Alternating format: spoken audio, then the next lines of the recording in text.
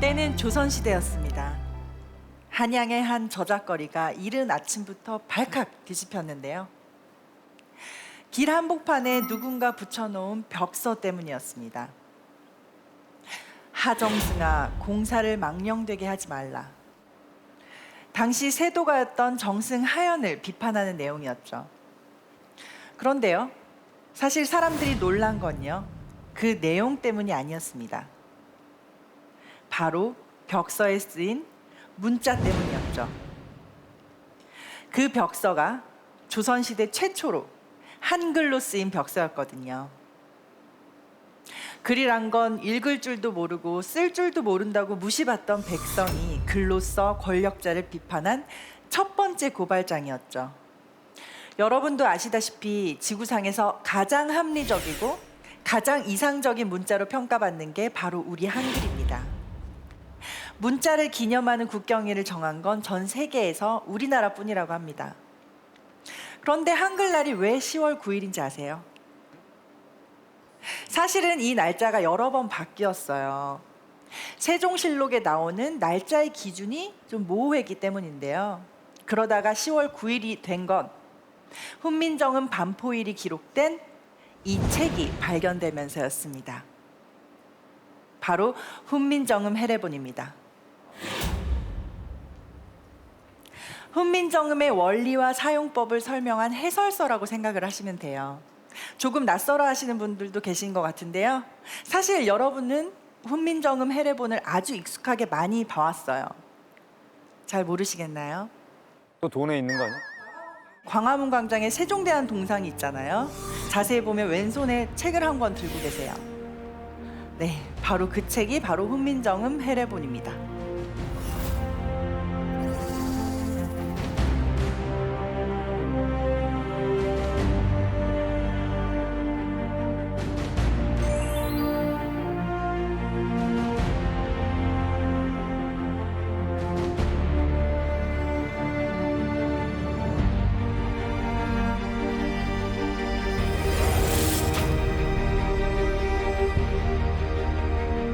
세종대왕이 훈민정음을 창제한 건 1443년입니다.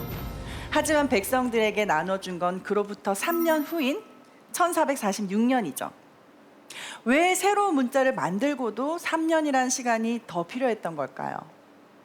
당시의 백성들은요, 양반들처럼 앉아서 책을 붙들고 앉아서 공부할 시간이 없었어요. 그래서 세종대왕은 어떻게 해야 백성이 한글을 쉽고 빠르게 배울 수 있을까 고민을 하다가 3년의 시간을 더 들여서 바로 이 해례본을 지었습니다. 기역은 혀뿌리가 목구멍을 막는 모양을 본뜨고, 니은은 혀가 윗 잇몸에 닿는 모양을 본떴다. 이렇게 해례본에는 자음과 모음이 어떻게 만들어졌고 또 발음은 어떻게 해야 하는지 다 적혀 있습니다. 또 초성과 중성, 종성을 조합해서 만드는 글자를 만드는 방법도 상세하게 설명해주고 있는데요. 원리를 알고 또 사용법을 알아야 더 쉽게, 더 빨리 한글을 배울 수 있다고 생각했기 때문입니다.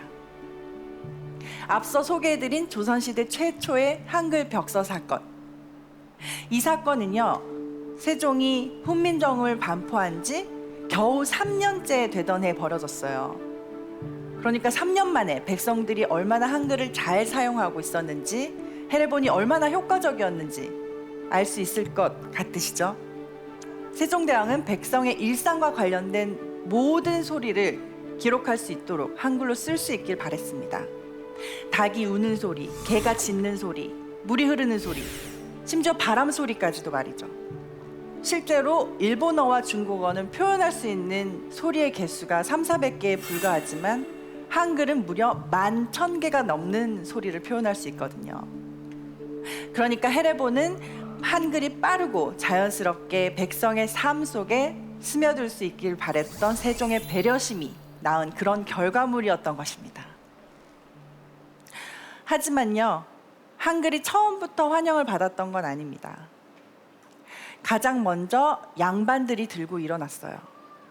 한글을 만드는 건 오랑캐나 하는 짓이라느니, 한글은 양민이나 여성들이 쓰는 천한 글이라느니, 그러면서 말이죠.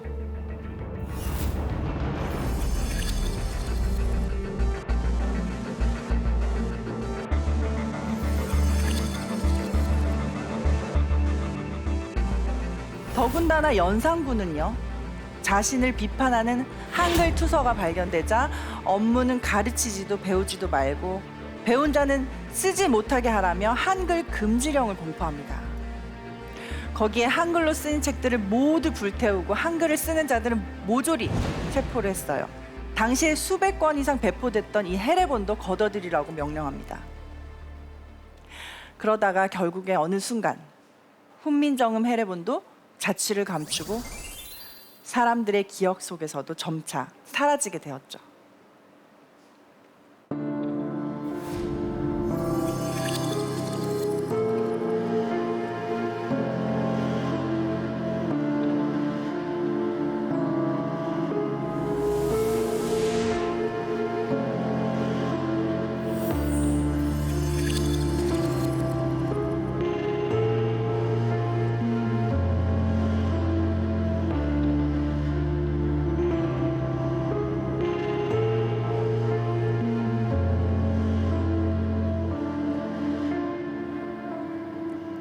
그리고 일제강점기, 한글은 또 한 번의 시련을 맞습니다. 일본의 극심한 우리말 탄압 때문이었죠. 그런데요, 일본의 한글 말살 정책이 절정에 달했던 1940년쯤 이 훈민정음 헤레본이 경북 안동에서 발견됩니다. 당장 일본의 반응이 어땠을까요? 헤레본의 존재가 드러난다면 일본이 한글을 폄하해왔던 주장들은 한 번에 뒤집힐 수밖에 없었습니다. 일본에겐 그야말로 공포의 책이었겠죠. 그때 헤레본을 팔려는 사람은 판매 가격으로 1,000원을 제시했다고 해요. 당시에 그 1,000원이면 기와집 한 채를 살 수 있었거든요. 그러니 이 집 한 채 값인 헤레본을 두고 흥정이 시작이 됐겠죠. 그런데 누군가 1,000원의 10배인 10,000원을 제시하고 단박에 이 헤레본을 사들입니다. 누구였을까요? 그 사람은 바로 일제강점기에 전 재산을 털어서 수많은 우리 문화재들을 지켜냈던 간송 전현필 선생이었습니다. 훈민정음 헤레본엔 10,000원, 그 이상의 가치가 있다는 걸 그는 알고 있었던 거죠.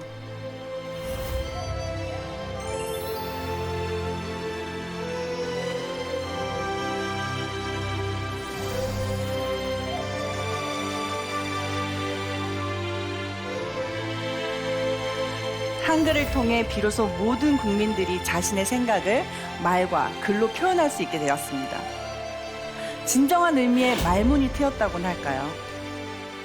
하지만요, 만약 훈민정음 헤레본이 없었다면 한글의 독창성과 과학성은 물론이고 한글에 담긴 우리 민족의 정신까지도 모두 사라졌을지 모릅니다. 마음 백성을 어여삐 여겼던 세종대왕의 마음까지도요. 여러분, 멀고 먼 길을 돌아왔지만 마침내 우리 한글의 위대함을 전 세계에 당당하게 말할 수 있도록 해준 우리의 훈민정음 헤레본입니다. 감사합니다.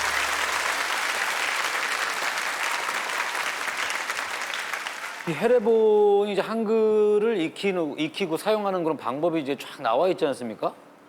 저희 애가 지금 13개월인데 저 헤레본 가지고 한번 가르쳐 보면 한자로 쓰여 있는데 괜찮으시겠어요?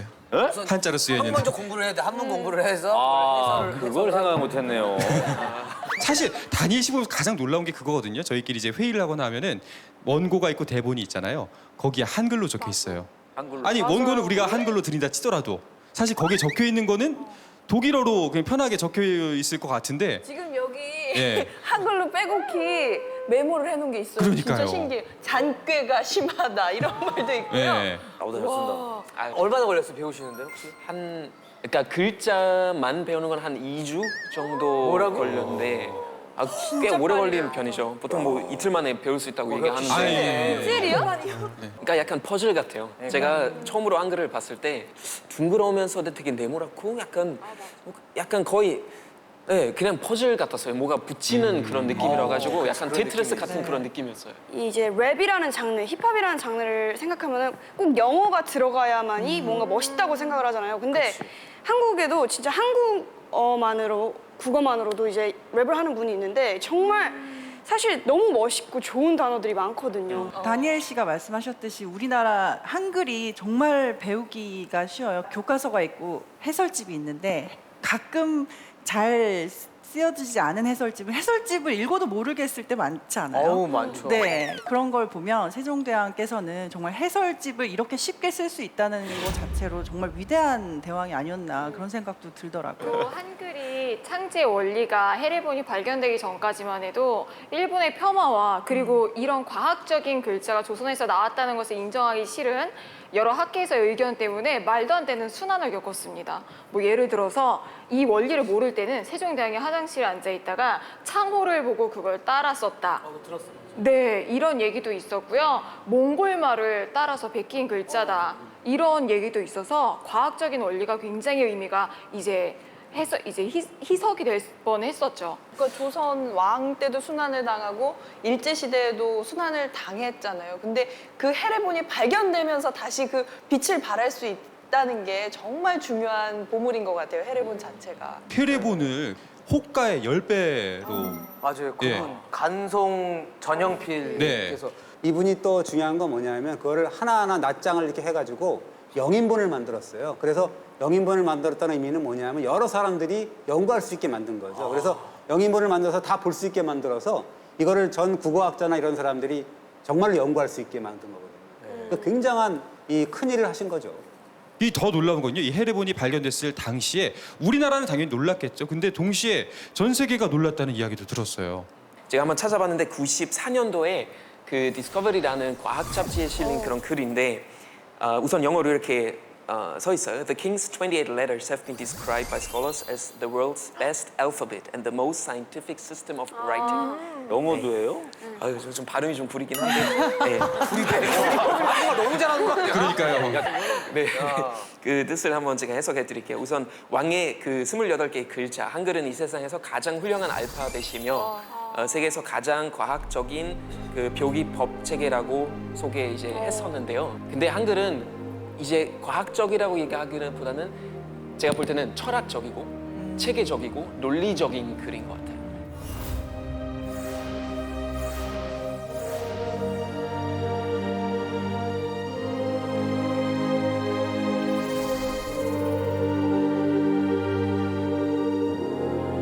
사실은 그 세종대왕이 만든 그 한글이 굉장히 대단하다는 게 요즘 시대까지도 미리 좀 어떻게 좀 내다본 것이 아닌가. 뭐 하자 그러면 응 알았어 그러면 이응 이응. 재밌으면 키읔 귀여워. 히읗. 조금 덜 재밌으면 히읗 저도 요즘에 많이 듣는 말이 있어요. 뭐요? 많이 쓰기도 하고. 뭐야? 이응, 이응 치읓. 이응 치읓 이응 치읓. 예. 알 것 같아요. 양아치라고. 이응 지읒이에요. 어울려요. 네, 이응 치읓. 이응, 전 이응 지읒. 이응 지읒? 네, 양아치 인정. 인정. 방송을 듣고는 있지만 참 아나운서 입장에서는 굉장히 듣기 불편한 엄진 아나운서랑 저는 들으면서서도 그래서 본분을 지키시네 갑자기. 한글을 파괴하면 안 됩니다. 아름다운 우리말 올바로 써주세요. 그래놓고 SNS로 이응 지읒, 이응 이응. 자음 하나 가지고도 한글 같은 경우 이런 감정 표현이 될 수 있다는 의미는 또 있을 것 같기도 해요. 자, 이현희 씨의 최후의 한마디와 함께 중간 투표 마무리하도록 하겠습니다. 네. 백성의 첫 문자, 한글. 이 한글이 위대하게 평가받는 가장 큰 이유는요. 백성만을 생각했던 세종의 애민 정신 때문입니다. 여러분, 아주 긴 시간 동안 우리 국민들이 간절히 바래왔던 것 바로 소통이잖아요. 진정으로 백성들과 소통하고자 했던 세종대왕의 간절함이 담겨 있는 훈민정음 해례본이었습니다. 감사합니다.